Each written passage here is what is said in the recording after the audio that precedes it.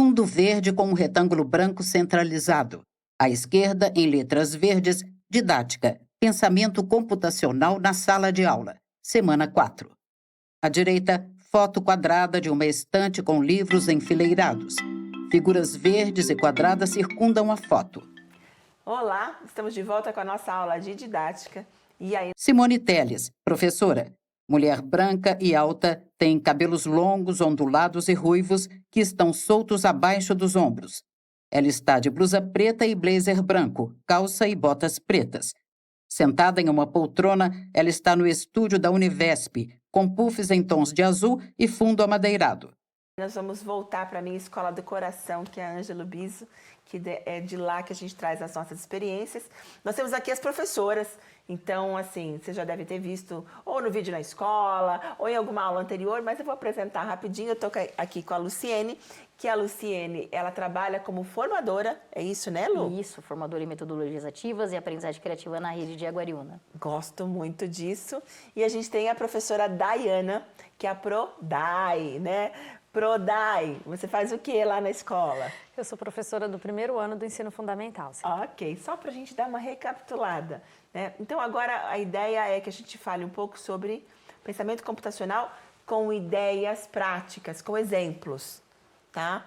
E aí a gente estava conversando com a Prodai e ela deu um exemplo muito legal. Então você sempre trabalhou com pensamento computacional e não sabia, né? Foi isso mesmo que eu descobri. Daiana Domingos, professora. Tem pele clara, cabelos pretos, lisos, na altura dos ombros, está de blusa vinho, calça jeans e tênis claro.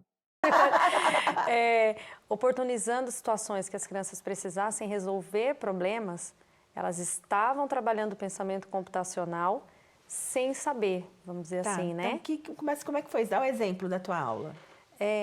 De início de ano, onde as crianças ainda não tinham dominado a escrita, né? Eu cheguei com uma situação, um problema para eles. Tá. Então, um exemplo foi, estava de férias na praia com meus pais e me perdi. Como eu resolvo esse problema? E aí várias hipóteses foram levantadas naquela hora. Eles começaram a pensar, né? Uma criança chegou à conclusão, eu vou subir num coqueiro. Lá de cima eu consigo ver, né? Toda a praia e de repente eu encontro os meus pais. Outro falou, procura o homem de vermelho, tem que procurar o homem de vermelho, que é ele que vai ajudar, que era o salva-vidas. Salva-vidas. E eles fizeram esse registro em forma de desenho, já que ainda não dominavam a escrita, né? Porém foram levantadas diversas hipóteses para resolver esse problema. Já aproveitamos para discutir ali o que era possível e o que não era possível. Por exemplo, eu vou ligar do celular, mas de que celular? Você não está com o celular aqui, você se pensa, perdeu, você se tá perdeu. Isso, não tem como você ligar para os seus pais dali para encontrar. Você sabe o telefone do seu pai? Gente, você está falando, eu estou aqui tentando identificar os pilares, tá? A Lu, você vai ajudar. Eu estou identificando alguns aqui, tá? Exatamente. Quando ela falou da abstração, eu tive que fazer esse trabalho da abstração para eles, né? Então, por exemplo, telefonar para o pai e para a mãe não era uma opção ali. Não era. Então você descarta já para poder focar no que realmente era possível fazer. Tá. E aí, trabalhando o pensamento computacional sem computador, que foi aquilo, né, que a gente fica, o nome faz essa ligação, né? Então, e aí vamos só, não preciso ter computador, gente, para trabalhar. Óbvio, a gente vai fazer uma atividade, vocês vão ver as outras atividades que tem computador, sim, mas eu não preciso necessariamente. Sem uso de tecnologia, era para resolver muito um problema. Mais de pensamento, para resolver problema. Exatamente, né? O fato deles tentarem levantar hipóteses, isso daí vai ajudar lá na frente, quando ele precisar resolver um problema computacional, quando ele precisar resolver um problema matemático, né? Que hipóteses que ele tem para resolver esse problema. Então, Legal. Repertório ele já vai ter. Vamos olhar ali, nós estamos falando de repertório, tem que ter repertório, tá, gente? Você tem que começar a fomentar isso. Me ajuda aí a mapear o pensamento computacional nessa atividade? Olha, a proposta da atividade em si, quando ela já apresenta, Uma a gente já situação, tem problema. de cara uma decomposição aqui. Os pilares dentro dessa atividade que ela trouxe, você quer um outro exemplo? Não, eu quero dentro da atividade dela, vamos pensar. Então, quando ela já traz o desafio, de cara os alunos já têm que entender. Se eles estão entendendo qual é o desafio, a gente já está fazendo um processo de decomposição, porque a gente tem que entender o que nós vamos resolver aqui. Luciene Mara de Lima, professora. Branca, tem cabelos loiros e lisos na altura dos ombros, Usa óculos de grau de armação roxa, camiseta azul escura com estampa de 3 personagens humanoides e uma nuvem, calça jeans e tênis branco. Entre as 3 mulheres, 2 pequenas mesas redondas de vidro com copos d'água. Tá. Começaram a criar estratégias, começaram a pensar em hipóteses. Só que nesse percurso, como eles são pequenos, eles falaram coisas que não faziam sentido. Então aí a gente já tem um reconhecimento do que é possível ser utilizado ou não. Tá. Se a gente tem muitas Esse alternativas... reconhecimento, ele é o quê? Ele é abstração? Quando eu tiro ou não? A abstração é quando eu tiro. Agora o reconhecimento, primeiro eu vejo o que eu tenho, que é repetição, que eu posso usar repetidas vezes porque vai dar certo, ou que não vai me servir. Quando não vai me servir, eu tiro a abstração. Legal. Mas Então, aí primeiro... Por isso que tem o tal reconhecimento. Exatamente. E dentro desse percurso, eles fizeram com um desenho. Mas se fosse, por exemplo, em anos subsequentes, eles iam criar um caminho, uma lógica. Entendeu? Nessa lógica do caminho, poderiam ter vários caminhos repetidos, ações repetidas. Então, olha, a gente criou um percurso de um mapa para chegar até a resolução disso. Então, se eu fui várias vezes para frente, várias vezes para trás, se eu tive que andar vários quarteirões para frente, se eu atravessei com um barco, se eu usei um avião, como é comum eles falarem, quantas vezes eu usei isso? Então, eu reconheço que é um padrão parecido e eu consigo, dentro de uma linguagem de programação, de abstração, eu começo a tirar as coisas repetidas que não me servem também. Então, tá bem paralelo ali, tá bem tudo junto. ali, é um conjunto, né? A hora que eles criaram todo esse desenho, que eles representaram com o desenho, eles chegaram à resolução do problema, que nada mais é que o algoritmo. Então, na hora de eu programar como eu resolvo tudo isso, na hora de eu entender como que eu cheguei ao resultado final, eu tenho um algoritmo. Então, eu fiz os 4 pilares do pensamento computacional. Tá. As Eu 4. identifiquei o problema, me perdi do meu pai e da minha mãe. Socorro, tenho que dar um jeito. Aí eu vou fazer o reconhecimento. Se eu tenho padrões ali para chegar a um caminho. Exatamente. E se eu não vou tenho... chamar o homem de vermelho, vou subir no coco, vou usar o celular. Isso daí são reconhecimentos de padrões de sobrevivência. Exatamente. Quantas vezes eu poderia chamar? Isso. Quantas vezes eu poderia chamar? É sempre ele que vai me ajudar? Não, não posso. Se eu não posso, se não tem um celular... Aí você já vai para a abstração. A abstração tira tudo aquilo que não vai te ajudar a resolver o problema. Exatamente. Tirou tudo aquilo, o que você tem? Você tem um percurso para resolver o problema. Para resolver. Você então, resolveu, você tem um encontrou... caminho que se você vê o homem de vermelho, você chama. Você tem um caminho que se você subir no coco, pode ser que dá certo. Quer dizer, não tem um único caminho, são vários. Não. E veja que aí você não deu um caminho com instrução. Então, eu não dei caminho com instrução e eu deixei eles quebrarem a cabeça, Exatamente. Né? Então, não é só o pensamento computacional, não é só o raciocínio lógico, também é o raciocínio criativo. E quando a gente fala de tecnologia, até a Day traz muito bem assim, o que nós precisamos de tecnologia? Tecnologia digital nenhuma. Então, até uma atividade que a gente chama que é atividade desplugada, que a gente não precisa de nada eletrônico, nada de tecnologia digital. Qual é a tecnologia que foi ali? Da criação, da inovação, do papel, sim, da troca entre pares. Exatamente. Só para a gente lembrar, uma atividade desplugada é uma atividade que não precisa de computador e atividade plugada precisa de computador. Então, é possível usar computador, software, lógica e programação de verdade no pensamento computacional? É possível e deve ser utilizado. Mas vamos viver um dia de cada vez, né? Sim. Então, vamos continuar com as desplugadas que são mais tranquilas.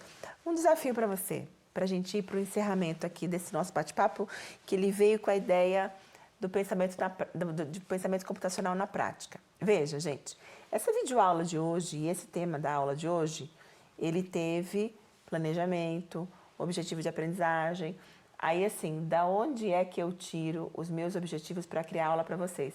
Eu não tiro do currículo paulista. É uma pena, né?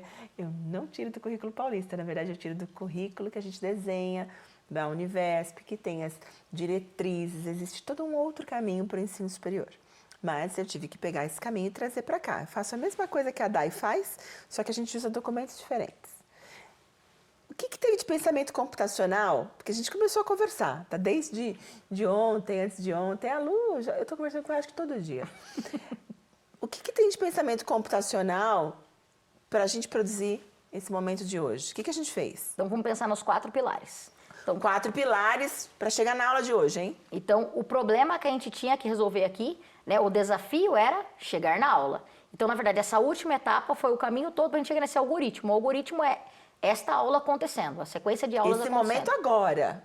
Esse é o algoritmo. Só que para a gente chegar até ele, a gente teve que pensar em qual seria a proposta, buscar onde seriam as alternativas, nos comunicarmos para a gente decompor quais seriam os processos que a gente teria que fazer. Tá. Nessa entrada de conversa e tudo mais, a gente começou a reconhecer padrões. O que a gente poderia falar e o que é comum em tudo. Sim. Comum em tudo é a comunicação que a gente tem que chegar até o aluno. O que é legal, aluno. o que é importante, nós vamos falar sobre pensamento computacional, vamos falar sobre BNCC. Tudo. O que é importante a gente falar? Reconhecimento de padrões. Reconhecimento de padrões. A gente selecionou. Aí a gente fez algumas escolhas, que a gente falou, ó, isso aqui não vai dar. Tá demais e vai confundir. E aí tem outra teoria que vai dar problema. Abstração. Abstração. Eu limpei. Isso que está acontecendo agora, algoritmo. Ah, gente. Ficou até bonito. Isso é bom demais! A gente tem mais algum exemplo que vocês querem compartilhar? Eu tô numa alegria que vocês não têm noção, tá? Entendeu? Porque assim, gente, desvendar pensamento computacional e você poder olhar e falar, olha, faço parte, sim, eu uso o BNCC da computação, eu uso a BNCC e eu planejo as minhas aulas, isso é maravilhoso. O que a gente fez? A gente está tirando todo o mito da teoria, dos nomes difíceis e trazendo para a prática. Tem mais algum exemplo que é legal a gente dar, que você lembrar de alguma coisa? Olha, eu acho que um exemplo também que é bastante interessante, porque a gente falou aqui em língua portuguesa, falou em matemática, e às vezes a gente fala assim, nossa, mas e ciências? Mas e geografia? Legal. Mas e história? As outras, não, todas as disciplinas, todas as matérias, elas vão conseguir abranger o pensamento computacional. Um exemplo, geografia. Eu tenho uma aula de geografia, eu estou estudando lá zona urbana e zona rural, que é um conteúdo aí de quarto, quinto, sexto, sétimo ano. Tá. Como que eu posso levar esse conteúdo para o meu aluno de uma forma que ele seja protagonista e que ele tenha o pensamento computacional sendo desenvolvido? Proponho para ele o desafio dele reproduzir aquela matéria que está sendo estudada em forma de maquete. Tá. Uma vez que o aluno tem, qual que vai ser o sucesso? Qual que vai ser o algoritmo dele? A maquete.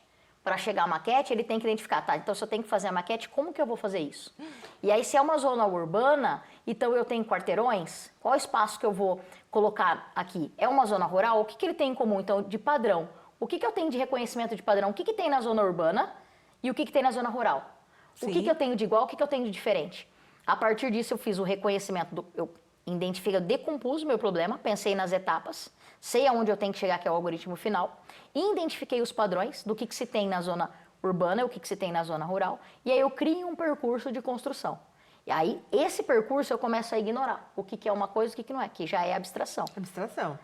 Porque Maquete pronta. eu falo, não vou colocar, sei lá, na maquete, eu tô numa zona rural, eu não vou colocar prédios de apartamento. Não tem lógica, então eu vou abstrair isso. Exatamente. Eu tiro isso. E assim, o legal é que todo esse exercício, aí quem entende um pouco mais de programação vai falar, nossa, mas tá simplista. Tá simplista porque é isso, as pessoas precisam entender que é simples e que a gente trabalha no dia a dia.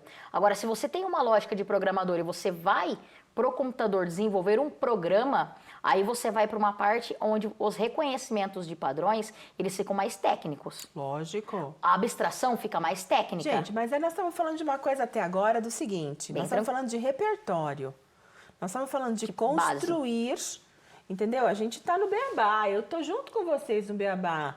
Entendeu? A gente está construindo a base. É óbvio, e aí quando a gente volta para a própria BNCC da computação, você vai para o terceiro ano do ensino médio, as atividades estão em outro nível.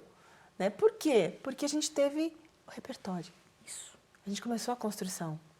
Base e aí eu acho sólida, que né? toda essa base sólida, e aí todo esse novo olhar, esse novo pensar, essa nova estratégia, ela começa a fluir, né? Aí já vai. Essa é a ideia, né? É isso mesmo. Nossa. Gente, enfim, um prazer gigante, enorme lutar aqui com você. Cada fala, cada momento é uma aprendizagem para mim, tá? Muito obrigada. Prodai, maravilha estar com você aqui de novo, tá? Eu que agradeço. Então, vocês. gente, olá, muito obrigada. Então, chega de mito com pensamento computacional. Vamos para a prática. Vamos praticar, vamos planejar, vamos pensar aí quais são os desafios que nós vamos vencer juntos nessa nossa aula, tá bom? Obrigada.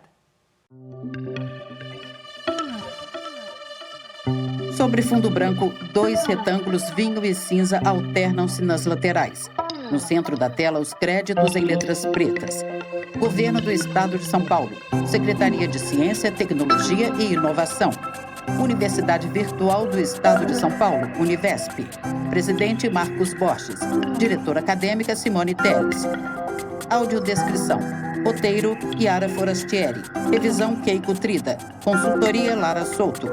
Gravação, Leandro Ribeiro. Narração, Valéria Grilo. univesptv.com.br